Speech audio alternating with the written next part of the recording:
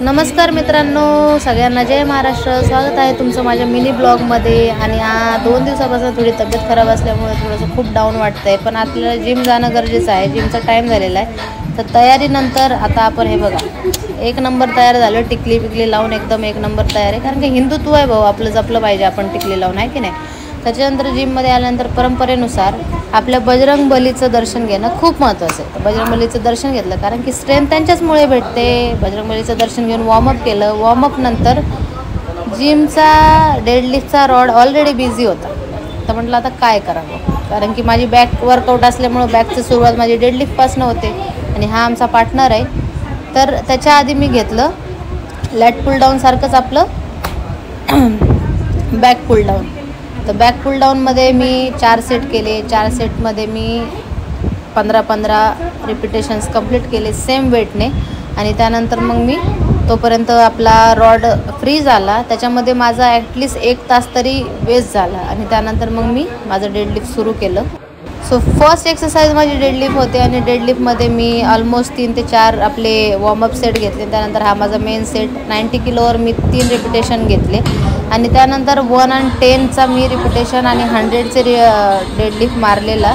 आणि 1 आणि 10चा माझा फॉर्म खूप खराब होता, त्यानंतर मी सोडून दिलं। आणि त्यानंतर मी घेतलं 1 हँड रोईंग, त्याच्यामध्ये मी 4 सेट कंप्लीट केले। 4 सेटनंतर मी माझा लास्ट सेट हा आहे 30 किलोवर, त्याचे मी 8 रिपिटेशन कंप्लीट केले।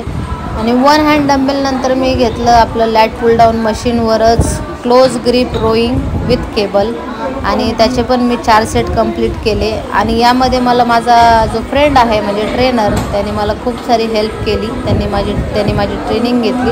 आणि यानंतर मग मी सुरू केलं आपलं बायसेप ट्रेनिंग, कारण की बॅक अँड बायसेप सोबत वर्क केल्यानंतर खूप जास्त चांगला पंप येतो मसलवर।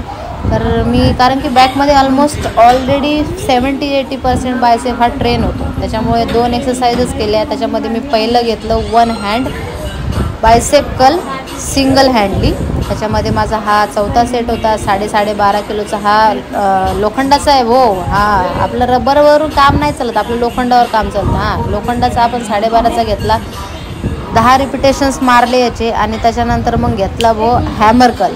हॅमर कलमध्ये घेतले मी 3 सेट ऑलरेडी माझे झाले होते।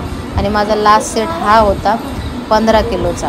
तर हा आहे लोखंडाचा 15 किलोचा डंबेल, कारण की रबरवर मजा नाही येत आणि रबरच्या डंबेलवर कसं ग्रीप पण मोठी असते, ह्याची कशी ग्रीप छोटी होती आणि माझं एकदम हातामध्ये एकदम व्यवस्थित ग्रीप म्हणजे आली होती मला, म्हणून मी हाच डंबेल प्रेफर करते जास्त। तर माझ्या जिममध्ये अवेलेबल आहे म्हणून करते। माझ्या भावानं थोडासा बायसेप दाखवण्याचा प्रयत्न केला, काही दिसत नाही। वर्कआउट माझं संपलेलं आहे। Thanks for watching, stay fit.